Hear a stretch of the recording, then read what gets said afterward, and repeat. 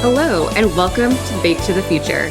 In today's episode, we're coming to you live from IBIE, where we're joined by representatives from both the American Bakers Association and the Canadian Baking Association. Together, we'll explore the opportunities and challenges facing commercial bakers across North America and how collaboration can strengthen our industry on both sides of the border. Joining me for this important conversation are Rasma Zvaners, Vice President of Government Relations at ABA, and Denise Lee, Director of Food Policy and Sustainability at the Baking Association of Canada. Welcome. Can each of you introduce yourselves and share a bit about your association's role in supporting bakers? Thanks, Anne. Great opportunity to be here today. I'm Rasma Zvaners. I'm the Vice President of Government Relations for the American Bakers Association. I am responsible for our regulatory and legislative advocacy, both at the state, federal level, and glad to be here today. Welcome. Thank you. Thank you, Anne. I'm Denise Lee, Director of Food Policy and Sustainability with the Baking Association of Canada. My role is to help with advocacy work, to represent our members in front of government. We do regulatory work as well and education. Great. Well, thank you both for joining today. To start, what are the biggest current policy issues impacting commercial baking in both the U.S. and Canada? Denise, do you want to start? Outside of trade and tariffs right now, we are navigating through a lot of regulatory changes, similar to what the U.S. is going through, the Safe Food for Canadians, which is coming into force 2026. And this is the front of pack labeling. And a lot of our members are going through a lot of changes right now, trying to figure out how this is going to work for them. New labels, new packaging. What else we're doing? We're taking care of responsibilities with sustainability. So there's the single-use plastic mandate that's coming down. So we're trying to figure out how to do that in the most efficient and economical way. So we're working with government to educate them on what we're using it for and how we're using it, but also working with packaging suppliers so that we can support positive changes in the future that is not going to be as costly as it's anticipated, but also to help support food sustainability, food safety, and decrease food waste. And I think, to Denise's point, very similar issues on this side of the border as well for purposes of labeling. Earlier this year, we submitted comments to the prior administration's proposal on front of pack labeling. And we just recently learned about a week ago that we anticipate we should have a final regulation in the earlier part of 2026. Now, whether or not that regulation mirrors what we saw in the proposal, we're not certain. But again, similar challenges with, labeling changes. Also, with respect to packaging, now we've been looking at that more at a state-by-state level. We have a number of states that have implemented packaging, their extended producer responsibility programs. However, one of the challenges that we have there is that neither of those states have the same definitions for what the regulations are applicable or what packaging is applicable to the regulations. And so we're hopeful that perhaps over the next year to two, we may be able to come up with a federal solution that perhaps streamlines some of those definitions and provides some preemption. I don't think that the issue is going to completely go away, but there may be a way to make it easier for the commercial baking sector to navigate. Mm-hmm. Absolutely. And then how would you characterize the current state of the commercial baking industry in each country, both from an economic and regulatory standpoint? So just taking it to that higher level. So I'm happy to kick that one off if that works. I think we're in a very dynamic environment. I think, we can maybe talk about trade a little bit more, but I feel there are days that we have so many different issues coming at us at different levels, in particular in the supply chain. And I think we learned in 2020 during the pandemic that is such a sensitive area that any sort of a wrinkle can have longer impacts. When I hear, here we're at IBIE, we have an opportunity to chat with our bakers. Everyone's hopeful, they're positive, but they're also very mindful of the changing dynamics. We see a lot of different policy proposals being, talked about on a day-to-day basis, and it does not provide certainty for the business sector. And that is an area that, for businesses to thrive, you need to know what to anticipate, not just next week, but also, 6 months, 12 months into the future. Mm-hmm. In Canada, it's very similar. We're going through the same thing. There's cautious optimism, but There's still a little bit of growth, but we're still a $21.5 billion industry in Canada. But we're still navigating through a lot of the challenges and issues like labor, like skilled labor and trades. So there's those things that definitely impact our commercial baking industry because we just can't run right now if there's not enough trade out there to support business and business continuity. So we're just looking at trying to figure out how to navigate and adopt and modernize operations in lieu of good trade and skilled labor in Canada. And I think if I may add on to that, if you don't mind, I think, Denise mentioned workforce, and we've been doing a really good job at trying to educate members of Congress of the worker shortfall that we will have once we hit 2030. Again, this is a very dynamic atmosphere, but we are taking the time to better educate everyone in the administration about who the commercial baking sector is, the value that we provide to the American worker, the value that we provide to the American household. And, these are issues that we'll continue monitoring and moving on.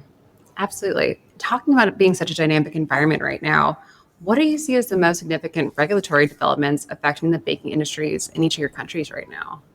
I think for us in the U.S., it's clearly nutrition policy. There have been many dynamics with the new administration and looking more closely at nutrition policy, not only at the federal level, but very much on the state level. My team has done an outstanding job over the past year, or 9 months actually, taking time to visit with members of Congress as we're looking at these changing dynamics through the Make America Healthy Again initiative, looking at how we can improve not only chronic disease in adults, but also through nutrition-based decisions, provide a healthier outcome for child health as well. The Make America Healthy Again Commission had released its initial report in May. They just issued their final report about a week ago. And it does provide sort of a regulatory roadmap on, policy reforms that we anticipate will be moving forward. Most recently, what we're watching for is the dietary guidelines to be revamped and issued before the end of the year. And then certainly we also anticipate that at the state level, as we move into 2026, many of these legislative initiatives will take off again as well. So similar for us as well. We've got the nutritional pack with the front of pack labeling that we're all dealing with still, that will be coming into force in 2026. But we also have sustainability criteria and regulatory requirements that are putting a lot of pressure on bakers and bakeries, but also on provincial, municipal, and federal regulations that need to be harmonized for it to work properly in Canada. I think when we just even go back to trade and tariffs, outside of that, there's opportunities for a lot of businesses to pivot a little bit. So looking at building some innovation and a little bit of resilience in looking at product development to try to figure out where ingredients will come from, or to have some sort of consistent supply in ingredients and growth. We've talked a lot about the differences in each country. Where do you see the most alignment between the U.S. and Canada baking regulations? I think one of the areas for us in the U.S. is we've significantly looked and leaned on educating the Food and Drug Administration on how, in the allergen space, the Canadians have gone about their precautionary labeling. We have had some challenges with sesame after that became the 9th major allergen, and we've had ongoing dialogue with FDA since then about how to better educate the allergic consumer. I mean, our number one priority is always making sure that the allergic consumer is safe.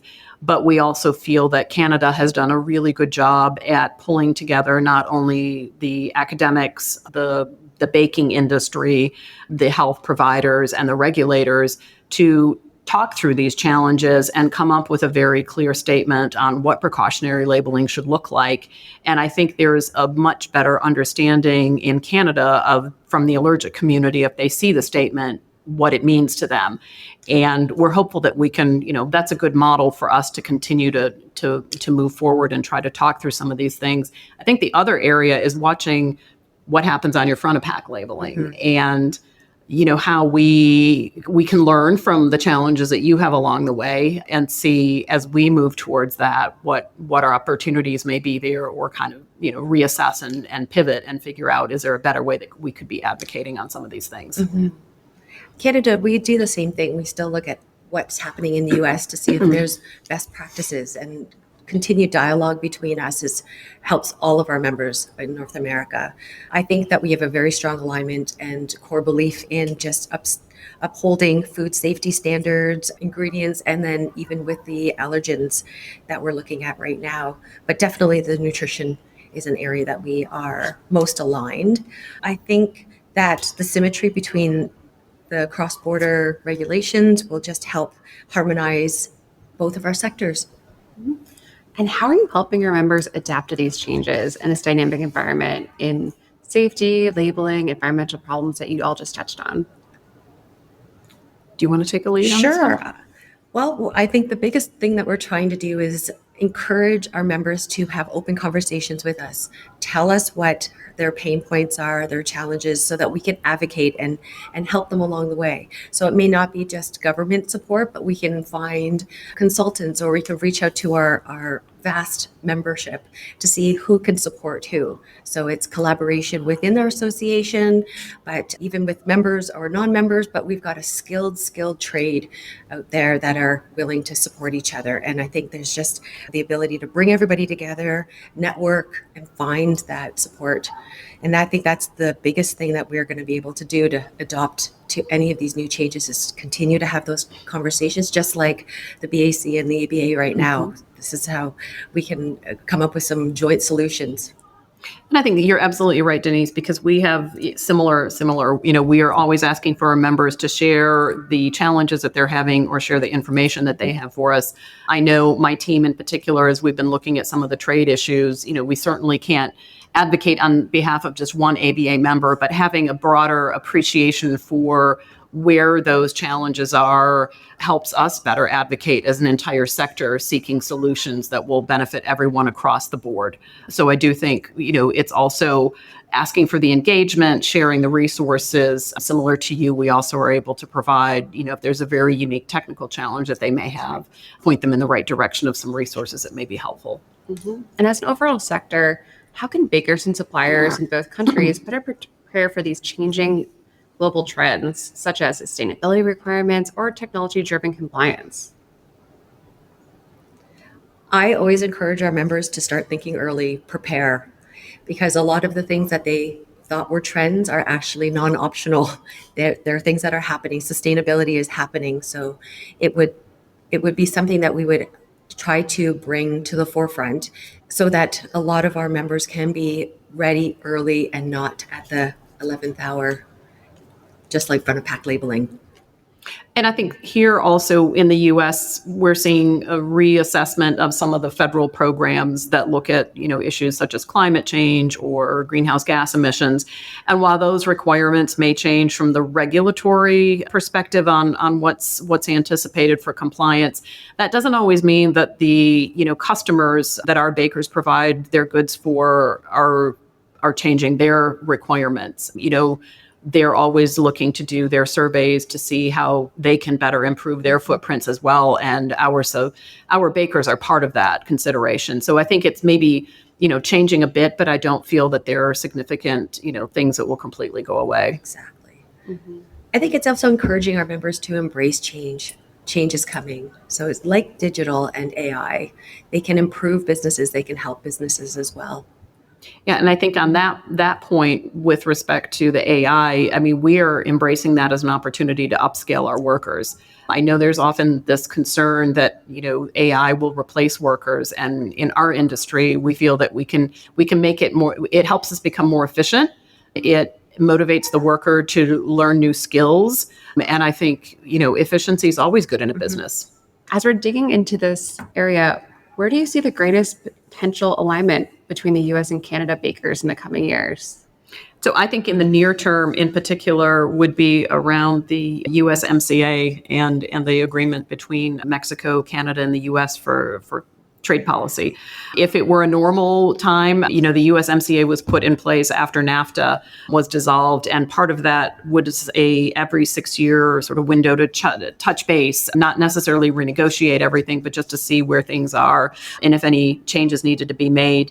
If that moves forward, then we would anticipate that near the end of this year, we would have a formal notice in the Federal Register allowing for public comment period to open and look for insights. I think the unknown that we don't really have all the, can't see through the crystal ball very well right now is that currently Canada, Mexico, and the US are having discussions in that same space, and what that outcome is and whether or not these two negotiations between Canada and the US will run parallel or if they will merge into the more formal process is yet to be seen. We agree. It would be the same. It would be waiting to see how this all turns out. It would be continued discussions on what works for our countries and our sector, and looking at harmonizing some standards, but also really deep diving on what is in those agreements and what serves the industries in Canada and in the US the best. Finally, what is the biggest takeaway each of you would like IBIE attendees to remember about the importance of US-Canada collaboration in baking? I think very selfishly, we appreciate the fact that we can reach out to Denise and her organization and have a better dialogue, not only in the regulatory space, because we're dealing with very similar challenges in the nutrition area, workforce, and certainly trade and tariffs, but also just the opportunity to exchange ideas. We always look for ways that maybe one of us is doing something in a different way that the other can learn. And I think, as we look into IBIE and kind of the scope of where things are headed, keep your head up and watch what's looking watch what's coming at you. Mm-hmm.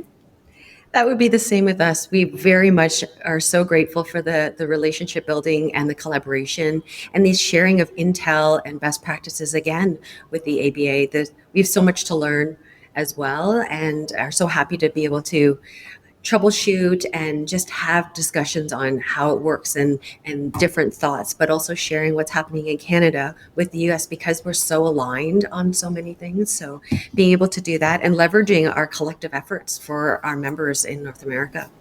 Absolutely. It's all about collaboration. Well, thank you both for taking time out of your busy IBIE schedules to sit down with us. If you're a member of the American Bakers Association, we'd love to hear from you. If you're a prospective member looking to learn more, we encourage you to reach out as well. Email membership@americanbakers.org anytime to get connected to the ABA team. Let us know what you thought of the show by emailing hello@americanbakers.org. And don't forget to subscribe wherever you listen to podcasts.